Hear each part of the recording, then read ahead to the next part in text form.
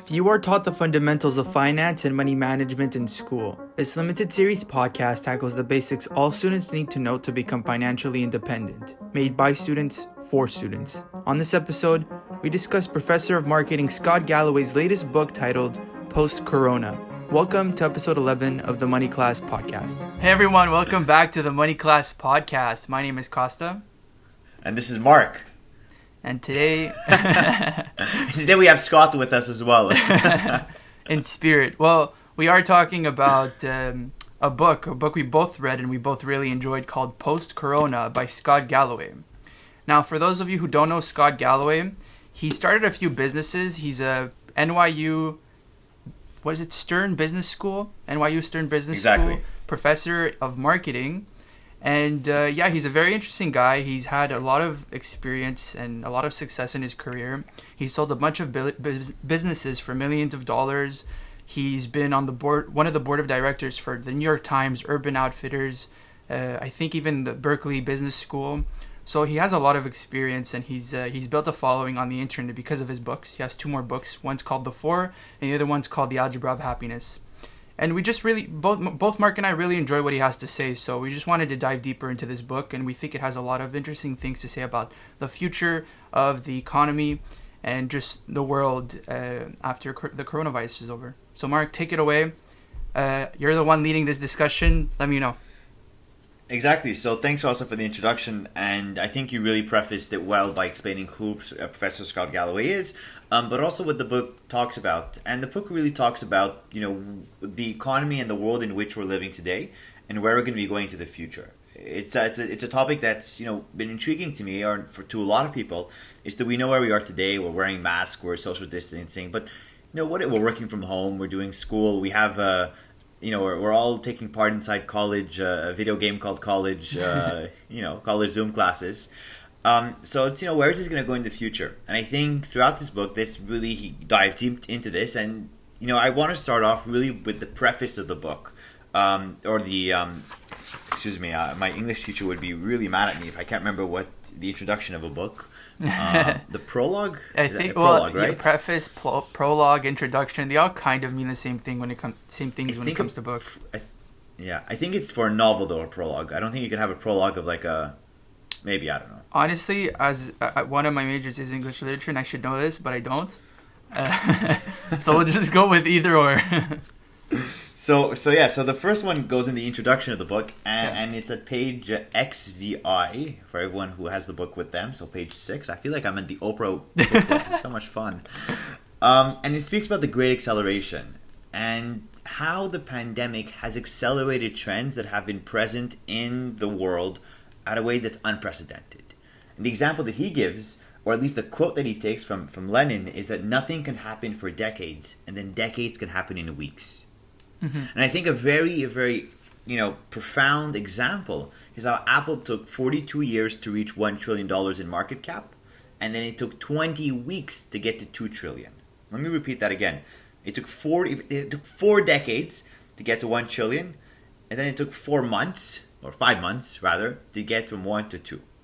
So that's one trend that he spoke about, but he also speaks about other habits that have been taking decades to develop, and that haven't really gained traction. All of a sudden, we're all doing it. And I think, if you want to, kind of brainstorm what you think, Kosta, but, not brainstorm, but if you want to bring up one of the trends, like whether it be online learning and speak about that, and then I'll continue on from there. So how do you see the trends developing in a way that was, that echoing what he's saying about the decades of nothing happening and then decade in a few weeks? Well, when he says the idea that everything is exponential, or that, nothing can happen and then something really drastic can happen and just change everything, I think that's a lesson that can be applied to anything anybody does to just, try and get better at it. Basically, just think, okay, I'll give you examples. I think it was Warren Buffett and one of his co-workers who said this, but essentially they said it's really hard to get from $0 to 1,000 or $0 to 100,000 in net worth. It's very, very hard. But then once you have that 100K, it becomes a lot easier to get the next 100K, right? So going from 0 to 1 is always a lot harder than going from maybe 100,000 to 200,000 or 1 trillion to 2 trillion, because you have a lot more resources, you have a lot more foundation to build upon to, basically one up yourself every time. And that's just how it goes. That's how I've always seen things, whether it be learning a new skill or just like making money or anything really. And like you said, the example of Apple's market cap, I think it proves it right there. But it's even about like, when I wanted to learn about editing, right? I didn't know how to edit videos. I didn't know what to do. It took me, and I think I've said this before in the podcast, it might have taken me like 10 hours to just learn how to import videos and chop them up and like put some music because I didn't know how the software worked. But now if I want to do the same thing, it'll take me probably less than 5 minutes to do everything. And that's a huge difference. And that's just because I went ahead and put 10 hours of my life into just focusing on doing that one very frustrating little task that now just becomes seamless to me. And that goes into anything, even thinking, even studying. So that's something that I've been thinking a lot about. And it's not just about the pandemic, it's about everything. So that's what I think about. Well, it's the exponential effect of putting your efforts and everything gets easier the more you do or where you go. I want to bring it back a bit more to the point that he's making here, which is how pandemic has served as an accelerator. Yeah. And at page 17, he speaks about how from the beginning of March 2020 to the middle of April, online grocery sales increased roughly 90%, while food delivery sales melted up 50%. So essentially, food delivery has been there for decades, right? There's been, well, maybe not decades, but there's been, I've got a friend whose parents have been working in a grocery delivery, and it just never really was taking off because there wasn't a need for it. But a lot of a sudden, everyone had a need where they were staying at home or where they were going to be using the technology to do something. So the trend that was online deliveries of groceries automatically took off. I think the antithesis to that is how streaming video in the late 1990s was starting to gain traction. Well, there was some proof of concepts, but nothing really took off. And that's because the technology was almost ahead of its time. And there wasn't this accelerative effect like there was in the pandemic, which would have allowed online streaming to grow. And arguably, what did allow it to grow was faster internet connections, which means that you could stream videos on demand versus waiting for them to download. So I think that's one incredible aspect of coronavirus, is that trends that have been developing slowly all of a sudden had a kink in their development. So going from steady to all of a sudden rapid increase, or and if downwards. They were positioned at the right place at the right time, or downwards, exactly. If they were positioned well, in that case, they're either doing extremely well or they're doing extremely poorly. Yeah, there's something I want to add to that. I think in 2019 or the end of 2019, there was a lot of speculation. A lot of people thought that Uber was going to exit the food delivery service industry and kind of sell that branch of their company, because it was not efficient, it was not profitable. They didn't really see a big future in that industry, right?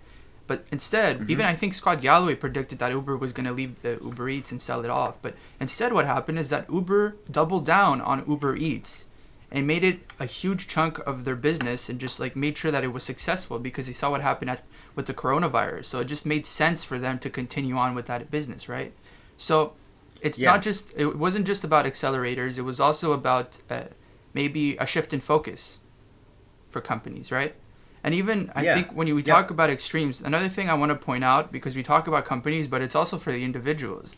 There's been a lot of research done, and we can put some articles for proof in the description if people want. But inequality, in America specifically, how it grew exponentially.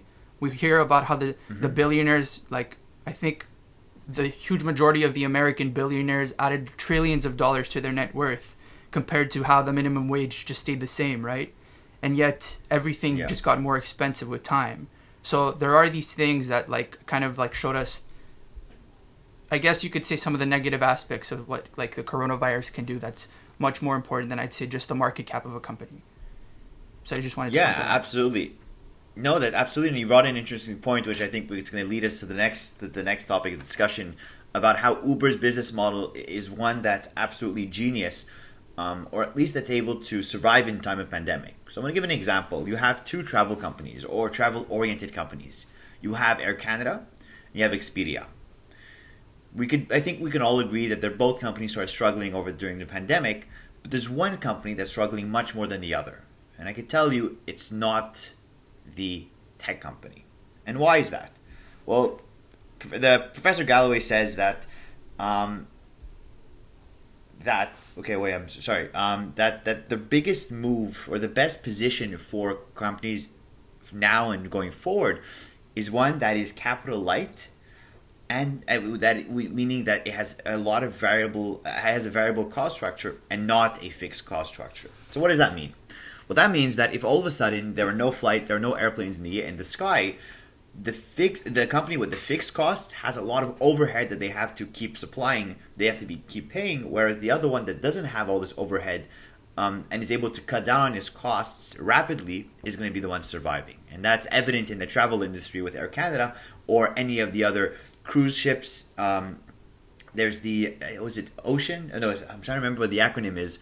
But it's like the casinos, the casinos, resorts, cruise ships, and airlines, resorts are all struggling because they have so much overhead. They have so many costs. And then a company like Uber, which has a lot of variable costs and maybe it's going to be a model for the future, is able to stay lean and to get out of the pandemic stronger than when they came in. Yeah, there's something there to point out. Uber's employees are technically contractors.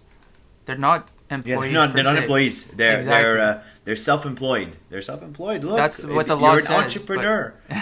Well, that's what the law says. That's why Uber is protected. Like they could literally just they don't have to go by the laws and the unions and all of that stuff because they have the power to just say these are contractors. You guys do what you want. You're using our app. It's a service for you and for the people who actually want to get from point A to point B.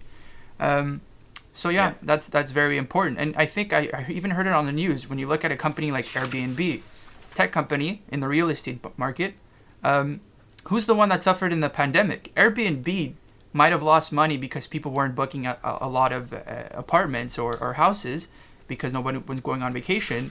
But the people who owned the houses that were using Airbnb to get their clients, they were the ones that really suffered because they saw a decline in revenue. Yeah. And they were the ones that had to maintain the houses, and no one was paying their rent. So that's who the ones who had the cost were the ones that suffered. But that's the Expedia model. The idea, and if anyone was interested, they could look it up. And it's absolutely the brilliant pieces online speaking about the Expedia model, and that is to be just the middleman or just matching the customers from the ones who are providing the services. And just being there and just facilitating the transaction. And I think that's the leanest position, that's the safest position, and it's the one that allows you to scale in a way like none other. That's tech because companies. That's what tech allows. Exactly, and that's exactly what higher education, the pivot within higher education, with working from home, with online schooling, is the fact that now tech allows a scalability in the education system. And before I read a passage. Go ahead. No, go ahead before I read a passage. When you said middleman, I just want to kind of like clarify what that means. It's more like Expedia, Airbnb, Uber, all of these companies, what they do is that they just become databases for their specific industry. Databases for you to connect with a driver, a database for you to search and connect with a certain owner of an apartment, right? So that's a very specific thing that I think gives them the power. Google. It's a database for you to search information. Think of it as an encyclopedia or just a library. That's all they're literally doing. But the only reason they're big companies is because everybody goes to them to be able to act to them, so they could they give them the information so they can have the power to make sure that you're the one that's being seen or not. Is that making any sense? Mm-hmm. So I just wanted to point that out. Yeah, no, continue. No, but I was gonna bring up the idea of higher education, but you bring up a very interesting point that I think we could touch on right now, since it's also closer to the section in that book, so might as well. And it's the red versus blue business model. And there's two different business models. But if I quote from here, you have a company can sell stuff for more than the cost of making it. So think of like Apple that sells their $1,200 phones. They're $400 phones for $1,200. And there's the other type of company that could give stuff away or sell it below cost and charge other companies for access to its products which is the customer's behavioral data. So that's pretty much the bifurcation in the world of tech. And what does that really mean in practice? Well, in practice, essentially saying you're trying to figure out who is the product in this economy. You've got either the actual product or service, which could be, in this case, a paid subscription model, more expensive, like an Apple phone, versus an Android phone. Netflix versus YouTube, LinkedIn versus Facebook. And then you have the other one, which is free to use. So isn't that amazing? But if something is free to use, you have to ask yourself, well, then who's the actual product in this equation? And then you get into, okay, Android, which is a bit less private. We have YouTube, which sells your data. You have Facebook that sells your data again. And all of a sudden, the product itself is not the actual website or the actual service you're using.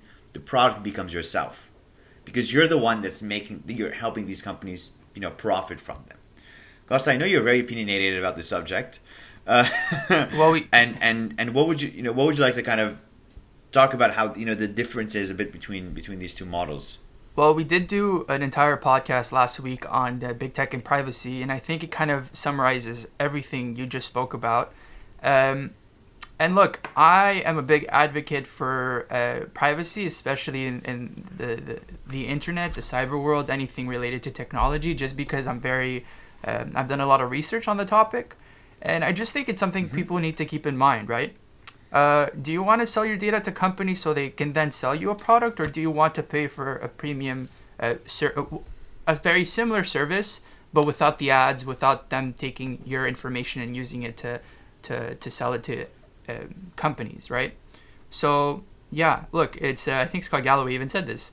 When you're on Netflix, when was the last time Netflix ever pissed you off while you were using its product?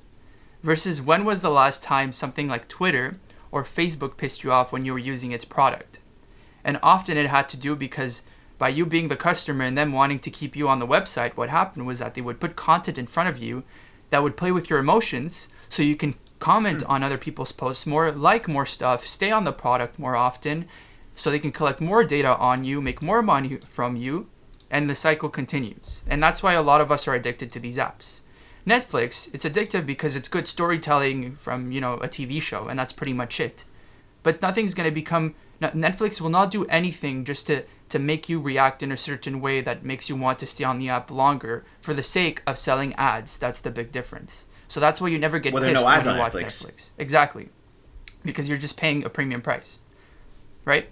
But that's the big difference. It's the ads. And if you have ads or not, or if you're the product or not, it will play with your emotions, and even more, it will maybe shift your behavior. And that's more of a long-term thing, where I think big tech is going to be a big player in how they shift customers' behaviors through the data they collect from them.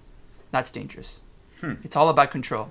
Yeah, you're right. It's interesting because a lot of these services also have, for these ads, they have opt-outs, opt-out forms, or opt-out options as opposed to opt-in, right? So essentially, when you're subscribing, not subscribing, but when you're making a new account, whether it be on Facebook, on YouTube, or any of these free services, essentially you're automatically being opt-in, to be getting targeted advertising, and that's kind of a problem, because in that case, because the companies want as many people in the program as possible, which is why it's opt-out and not an opt-in format, right? So a few years ago, there was a legislation that was passed in Canada where all newsletters would have to be opt-in only. And all of a sudden, the amount of spam that one would receive inside their mailbox was dramatically reduced because people had to consent to getting these information sent to them.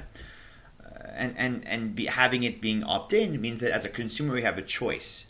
Now, the problem in tech is the fact that we're lagging behind the legislation for advertising, because because what is currently in laws, were made when ads were being sent over when ads were placed on billboards, newspapers, and in your public-sac, and newspapers.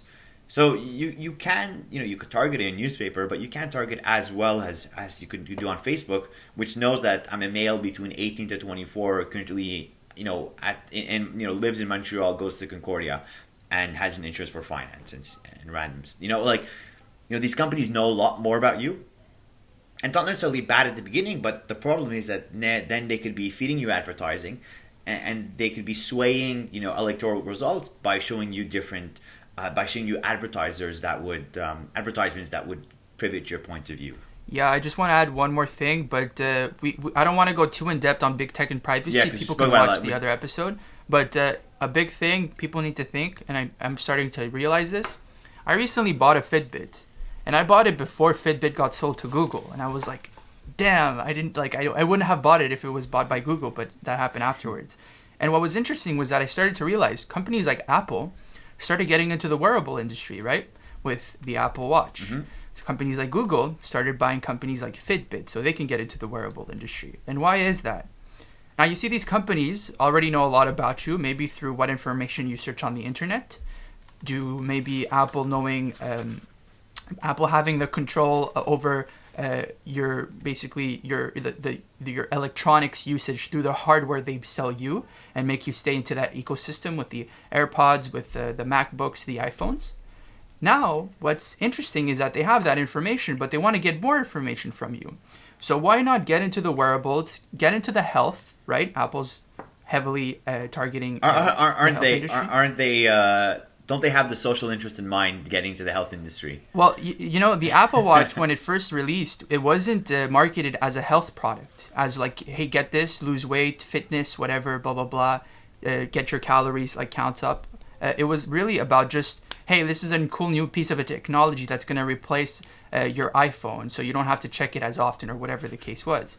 But then Tim Cook started shifting its marketing to making it more about health, because they want to get that data. They want to know what kind of person you are. Do you walk a lot? Do you run a lot? Do you work out a lot? What kind of weight? What's your weight? What's your height? What's your blah, blah, blah? What they can know through that is that, hey, maybe you're more likely to get diabetes in the future. And what's crazy is that they will know that before you even know it.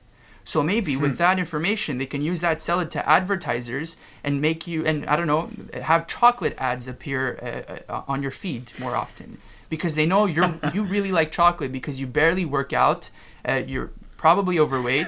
It looks like you're going to have judgment of values. No, but it could be either way, or that's what I'm trying to say, is that they get into this industry because there's a bigger implication than just, hey, I'm gonna wear a product so it can help me lose weight.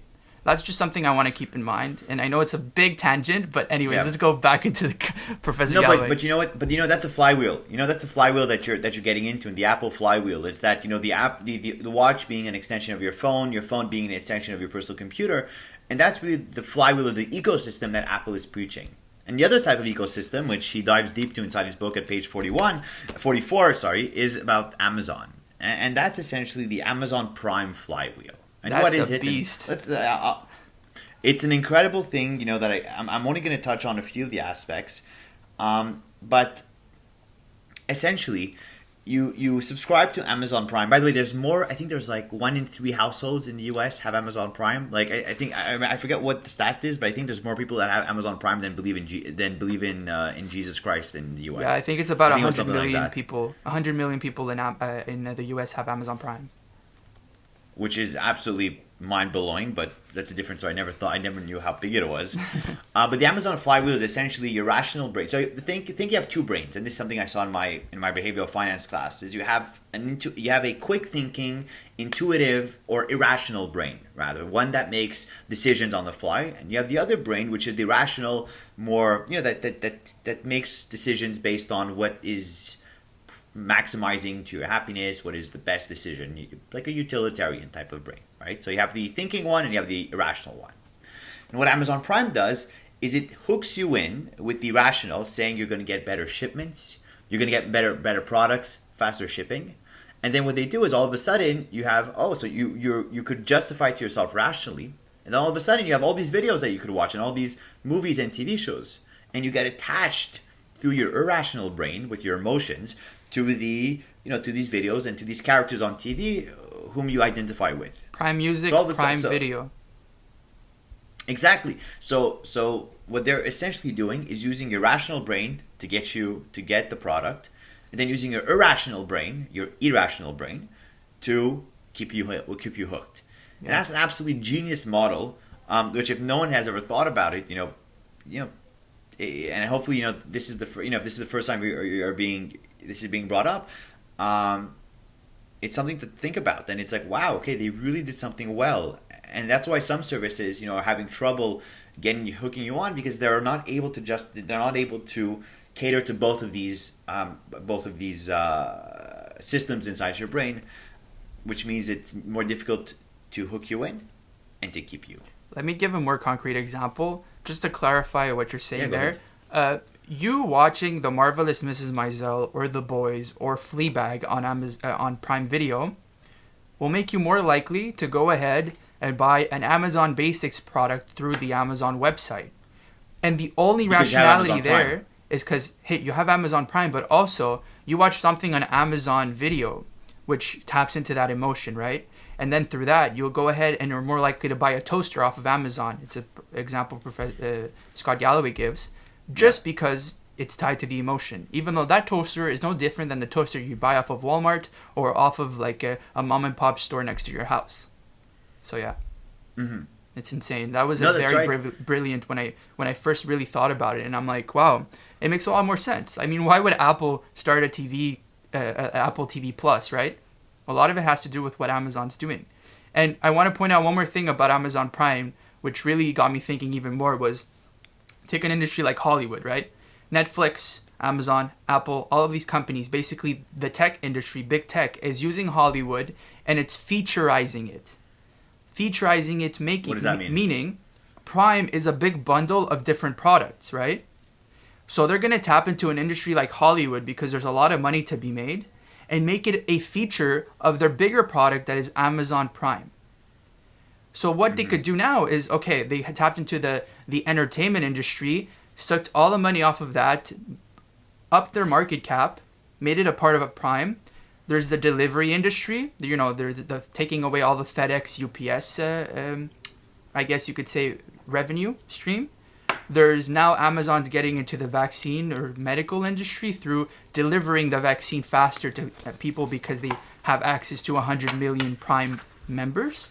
So they're tapping into the healthcare revenue and featureizing healthcare through their Prime bundle. And it's just going to grow, making them have this huge control over a huge chunk of the population's money, because they're creating their own mini economy in that ecosystem. Makes sense? Yeah, and I think what's important is actually I just got the share of the U.S. households right here. I'll speak about that right after. But I think what's important is that they're essentially becoming an unregulated monopoly, where they're able to tap into all these different sectors, and essentially have monopolistic powers because they're saying, who's going to compete against me? Who in their right mind is going to start an online shopping website, online shopping website? That's e-commerce? A pretty smart statement, Marc. E-commerce website, have fulfillment, and try to get video on demand at the same time. No one is going to try to go against that, because Amazon is going to win. And when you dissuade new entrants from getting to the market, in that case, we have a monopolistic company inside the market. And I think it's the job of legislators and of governments in order to say, hey, we have to break up these big tech companies, not because we're punishing them, but simply because we want to enhance competition and we want to keep the product and services at a good level. And the reason why you want that is so that an industry is able to continue adding value, increasing price, but that's fine, but also adding value at the same time. And that's what we call an industry that is ripe for disruption. Okay, we're back. We just had to set up our cameras again. What were you saying, Marc? Yeah, so I was going to talk about disruptors. And let me read page 81 of the Scott Galloway book. Not the entire page, don't worry. I'm not that literate. So the opportunity for disruption in an industry could be correlated to a handful of factors. A Disruptability Index. The key signal is a dramatic increase in price with no accompanying increase in value or innovation. This is also known as unearned margin. Now, what is I'll let you have one guess, Kosta, and you've read the books, you know exactly what you're going to be guessing. But what is one industry that is increased in price. Let's talk about the U.S. because Canada's a bit less of the case, but it still has a certain. Well, even Canada, a bit less in Canada. Yeah. Even Canada, but not as bad. What is an industry that has increased its price exponentially, but hasn't given that much value? You wanna try one little guess, Kosta? The good old industry of education. Education, excellent. And you're right. And just to point it out, so since 1978 and 2020, so in the 42 years, college tuition in the U.S. has increased 1,400%, while the CPI, so the Consumer Price Index, has increased a mere 294%. Okay, now what does that actually mean? Well, healthcare, which is a big topic of discussion in the States, over the same time only increased by 600%. So if a can of Coke cost $1 in 1978, today it would have cost $3. Not too bad, right? If a can of Coke cost $1 in 1978, if it was education, it would today cost $14. That's kind of what we're saying here. We're saying here. Actually, no. That's pretty much what we're saying here. Actually, the can of Coke, the first example, would be worth $4. But anyways, that's kind of what we're saying, and that's an area that's meant to have disruption. And I think, COVID has allowed us, going back to the theme of post-corona, COVID has allowed us to see an acceleration in online education, because at the end of the day, education is here as a social purpose, right? It's here to bring up, it's there to lift the population, so that people who are maybe in less fortunate circumstances could get to get to a higher wage and getting great opportunities through education. I just want to clarify. It's more. Go ahead. I think for a government, it's more. You want to take someone, educate them, make them very competent in a field, so they can have higher wages, so they can pay more taxes, so the government can get more revenue. That's the actual truth. Yeah, exactly. And while the government is increasing spending in a lot of different areas in the economy, education is one where they've lacked spending, especially in the U.S. Canada, not as much to an extent. But the benefits we're going to be reaping are going to be the same as I think in the States. And that is, talking about the scalability of the classroom. So if we're assuming that we want to increase the revenue of taxation while also serving a social purpose, then tech within higher education allows to do both. Because you're able to do two things. You're able to have anyone go to the classroom. Whether I live in the metropolitan area of Montreal, or I live in the suburb, or further suburbs, or I live really on the other side of the planet, I could essentially be following the same curriculum as you and I, while also doing it in a way that could be less costly, because the marginal cost now of an extra student has been reduced from a certain fixed amount of seats in a classroom to a infinite amount of online participants. Yeah. It's Professor Galloway gives an example there. I think one of his classes, or his most popular class, I think it's called The 4, and it's about Amazon, Facebook, Google, and Apple. He tries to, it's very popular at NYU, and he usually fills up the class. But what that means is that NYU will give him access to the biggest auditorium they have, which is somewhere, let's say for example, it's 150 people. I think it's something like that. And, NYU is getting like $50,000 per student for their tuition per year. Mm-hmm. And a fraction of that goes per class, right? That you divide that based on the amount of classes per... Five classes, 10 grand per class. And he, Professor Galloway did like the math, and he like provides, I think he takes about $100,000 per night that he makes NYU based on the tuition people pay, something like that. And what was interesting is that crazy. He says now, because everything is online, and he's basically teaching at Zoom University, even though it's NYU, and because it's a popular class that usually fills up to the capacity of the auditorium, now he's able to have maybe 300 students instead of 150. And because NYU hasn't really done anything about the tuition, NYU is just making more money off of that one class because, it's popular and he can get more people because Zoom is the technology. You can have as many people as you want, technically. And disruptability, You mentioned it. Hey, look, we can all agree that although Zoom University is like we're technically at Concordia University, but Zoom University doesn't necessarily have the same benefits or the same value as something in person for a lot of people. Granted, it gives you more time to do other things and maybe focus on side projects, but it made us realize that maybe something like a Coursera, which can have a very similar class to what you're learning in university, and which only costs say $300 for a semester, it can give you a lot of the same value as going to Concordia and spending thousands of dollars for a specific class, or more like the United States. But Concordia, we don't do that. Yeah, but we're a bit luckier in Canada. But then, why hasn't Masterclass in that case, dominated the education market? Because why isn't because Masterclass.com is not real school. Masterclass.com, what they do is that they hire a big name celebrity, like Martin Scorsese or Anne Leibovitz. I think that's her name. Like famous photographers, famous directors, Bob Iger, famous CEO. Yeah, Gordon Ramsay. And they just have they compose a 4-hour class where they just explain their story and how they got to where they were. And it feels more like an interview than anything that's just filmed in a very fancy way. And then the homework is literally go buy this book, read this book, and then discuss it in the forums. I think that's very different from, hey, buy this textbook, let's learn something, really focused for 16 weeks where you have to do homework. You got to learn about the calculus, you need to use calculus to learn about economic concepts. That's a lot more detailed. That's a lot harder to do than just listen to an interview, right? So that's the very big difference. Masterclass doesn't have that value. Coursera a little bit more, but even then, maybe it hasn't gone to the best of its potential, but there's a lot of potential there. And so it really depends on the quality. I don't think a teacher and a celebrity offers the same thing when it comes to education. Because we're hoping that education will teach you how to become the celebrity versus the masterclass is just letting you consume from what the celebrity has to say. I think that's the main driving force from what you're saying, and it's that the masterclass is almost like a Netflix. It's like a it's like when I used to tell my parents I'm playing educational games on my iPod Touch.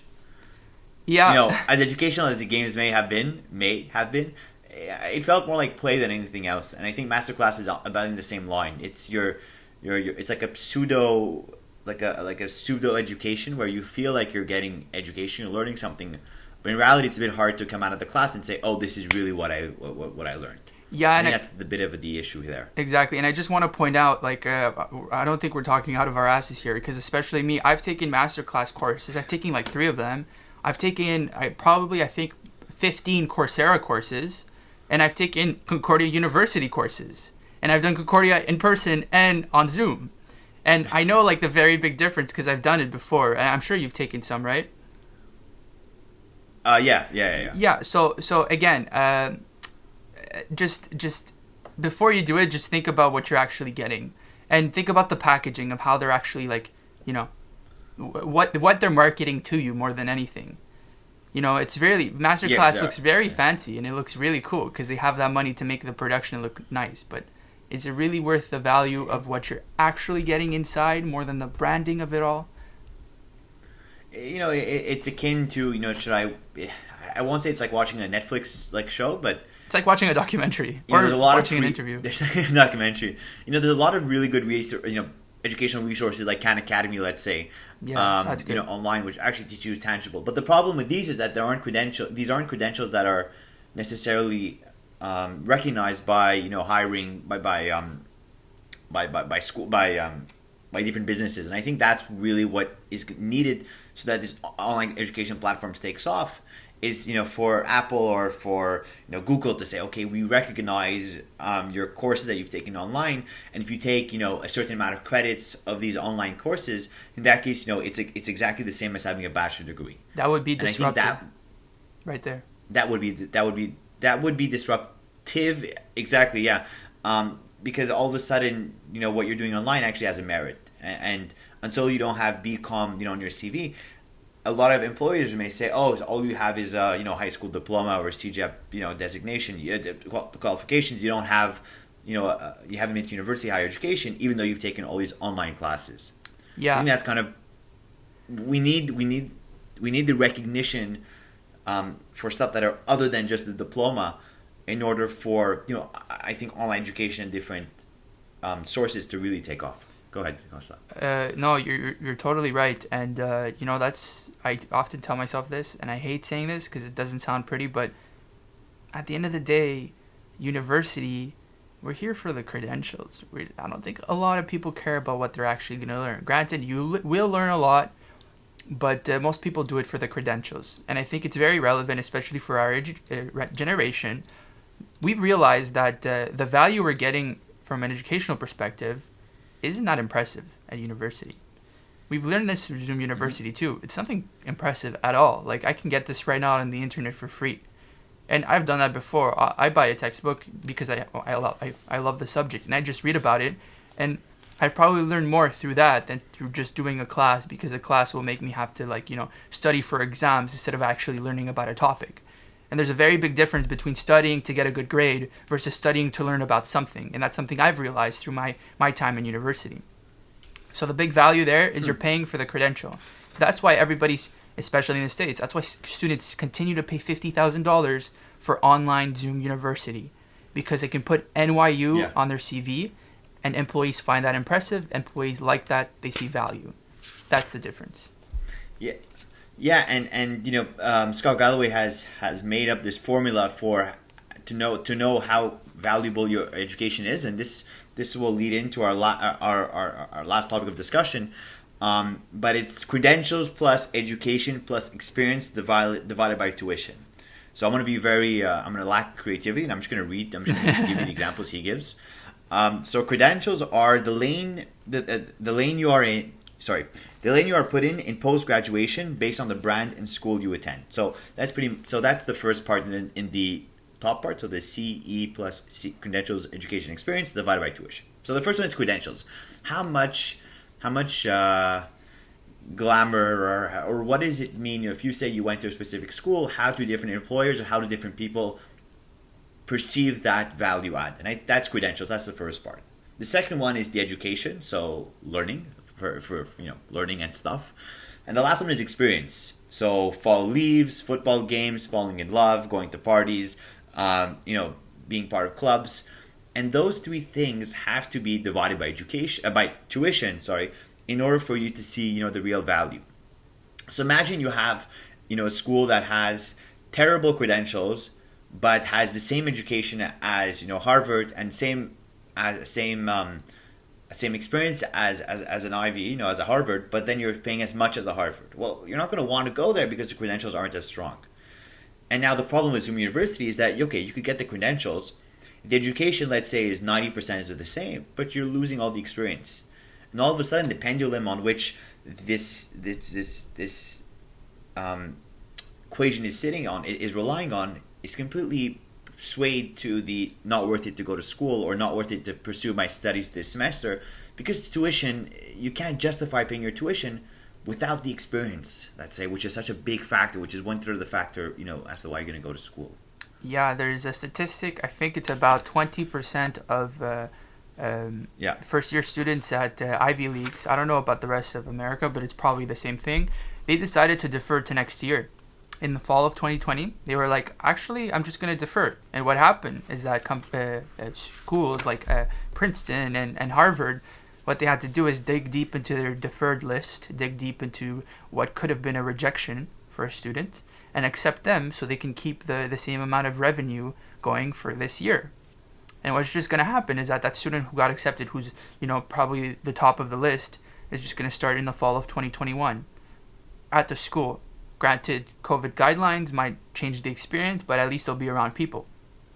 And college have tried to keep that experience, the experience aspect of the value proposition through bringing the students back into their dorms and having them stay with other students in the same dorm so they can at least have some contact with some people. And you could argue that it maybe hasn't worked as well as it should, considering a lot of universities have had a lot of COVID cases across America lately, and Concordia, or at least the rest of Canada, we don't necessarily do that. We just do everything online. I think the difference in Canada is that we don't have to pay $50,000. We just have to pay a few $1,000s less, So the value proposition is a lot different for us, and we're not as furious as like a college student in America. So these are all things I've been thinking about. That's true. That's true. No, that's true. And the problem is that in Canada, well, the positive is that in Canada, education is something that's accessible to everyone, versus in the States, it's something that's only available to a certain amount and to a certain few. I think it's unless you want to go into massive debt.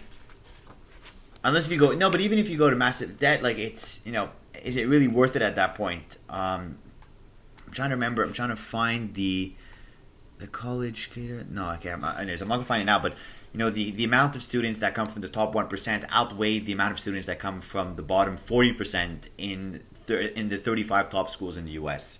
Yeah. That's a big problem, because all of a sudden you have this type of caste system where the wealthy can have access to the highest credentials, the highest education, the best experience, whereas the ones who aren't as well off don't have access to that. And that's exactly like one of the examples that Scott Galloway gives about Disneyland. And I know this is something that you told me, Marc, pay attention to the Disneyland example, because it's something because you really liked it. Would you like to kind of briefly explain what the Disneyland example is in a few sentences? It's not too complicated, I think. I don't remember exactly how he spoke about it, but essentially it's the difference between I guess Disneyland or Disney World is a big metaphor for how like the entire economy works, or how the big difference between rich and poor. So there is one way of going into Disneyland, and it's by paying the smallest amount of dollars, the smallest fee to get into the park. And in the park, you could go ahead and like wait 2 hours to get on a ride. $119, $119 for the day. That's the smallest fee. Yeah, and then you get into the park, and you'll be able to get on a few rides. You'll wait 2-3 hours per ride, whatever the case is. And that's like, the very basic package. And then there's the other package. It's something like, you'll get in for $170. Sorry? $170. What's $170? The price for the second package you're referring to. You mean the premium? That's less expensive than the basic. Yeah. You said No, so $170 for the premium. I'm so confused. 119. Okay, yeah, 119 versus, because you said 190. I heard before. Oh, okay, no, 119. My bad. Okay, so just a clarification: 119 versus 170. So 170 is the premium package, and then you have a fast pass, and you can go ahead and skip the lines, skip all the quote-unquote poor people, because you're rich and you can go ahead and just do all the rides in advance. And there's like this mini case system that exists in these parks, because it's like a closed off economy, it's a closed off monopoly, and Disney can control who does what based on how much money they make through that customer. Am I explaining it well? So it's a caste system where if you're a bit more wealthy, you could cut the line and get in front. And imagine what's teaching the kids who are there, teaching that they're not good enough, or they're not worthy enough to get to the front of the line, or that they're better than everyone else by cutting the line. I think that's a bit of a problem, but Disneyland can do whatever they want. They're not here to serve a social purpose. They're not a charity. But that's kind of an issue as a metaphor for life. And let me just read this passage. A rich society should make it easier for the next generation to get ahead, not harder. A privileged few are riding the Pirates of the Caribbean over and over, while the masses are standing outside in the sun, waiting for a turn that may never come. And that's exactly what the Disneyland metaphor is that as the caste system which is present in this theme park is akin to what's in the real world, where the wealthy are able to get to the opportunities easier, quicker, in a way where it's almost assured. Whereas the ones who are waiting in line, at the second tier, if you want to call mere mortals that, have to wait in line in the sun for an opportunity that may not occur. I think that's a problem in our society, and it's something that we have to teach the next generations and be conscious of if ever we have the opportunity to be in the first category. To make the world a better place, and in order to lift everyone else, lift everyone else up, make the ride more efficient versus just making a line for the wealthier. Yeah, and I know we have to wrap up, but I just want to mention one thing to your example right there. I think this current generation, our generation, is the first one that's going to have a harder life or make things harder income, through the possessions we have, through like our possibilities in society compared to our parents. And a good example he gives is that Scott Galloway was able to go to UCLA and Berkeley, two of the top schools in America, off of like, I think he had a 2.0 GPA. And he got into Berkeley with a GPA like that for his MBA. And he was able to work at Morgan Stanley for 2 years before that. And, you know, he was just a very average, or you can even say below average with a GPA like that student. And he was able to have all of those great opportunities. Whereas now with a 2.0 GPA, you're not getting into UCLA, let alone getting a chance even to, you know, work for one of the biggest banks in America that are probably recruiting at Harvard right now and getting the 4.0 GPA kids because it's a very valuable job in the future, right? And that just goes with it goes with competition. It goes with the fact that a lot of things, or last example I want to give, the average age what's it called? Life expectancy. Life expectancy has, for the first time ever in 2019, started declining in the United States. That's insane. That's unheard of. The richest country in the world, one of the most powerful countries in the world, with all the resources in the world, has the life expectancy of the average American declining. I think that's a really the main example I could give that kind of like makes us realize how all of these things are shifting the way things are being done in some of the biggest countries in the world. And I think that's a good way to end it, unless, Marc, you want to add something to that? No, I agree with you. I'm going to end with a quote, actually, from the book so that we end up on a better light. Sorry, I made it so dark. No, it's fine. No, we'll end on a more positive note because, you know, the next generation is going to be tasked with challenges that have never been, tackled before, been in the face of the earth. And what he's saying here in the closing remarks are that pandemics, wars, depressions, these shocks are painful, but the times that follow are often among the most productive in human history. The generation that endure and observe the pain are best prepared for the fight. And I think if we take that statement and we take that mentality and say that, you know, when you hit rock bottom, the only place you can go is up. When we see all the pain and suffering and we see everything that's wrong in the world, we know that we can make a difference. We know we can make it better, whether that be in education, in this caste system, if you have your own company, having more variable costs, and you're able to pivot in a way where you could diminish your future sufferings and make, you know, other people better off. Because we've seen what's so difficult, we have an incredible value and incredible opportunity going forward. So I think that's a very positive way of ending, and that's saying beautiful. That, you know, we had the Roaring 20s after the in the 20th century we had the Roaring 20s after, you know, the World War, and which then led to the stock market crash, but whatever. We had the Roaring 20s after the First World War, and hopefully we'll have the Roaring 2020s. The Spanish flu. That's exactly. Hopefully we'll have a Roaring 2020s after 2021. I don't know, but hopefully that's a future that's going to be here for us, and that's going to be awaiting us when we're able to get through this as a community, all of us together. That's a great way to end the podcast. A lot more optimistic than what I said, but I completely agree with every word you said there. And with that, thank you all for listening to the Money Class podcast. We'll see you guys next week with another episode. My name is Kosta. This is Marc. And yeah, we'll see you guys. Bye, everyone. This has been episode 11 of the Money Class podcast. If you liked the episode, make sure to subscribe and follow the podcast. We release a new episode every week. See you next week. Bye-bye.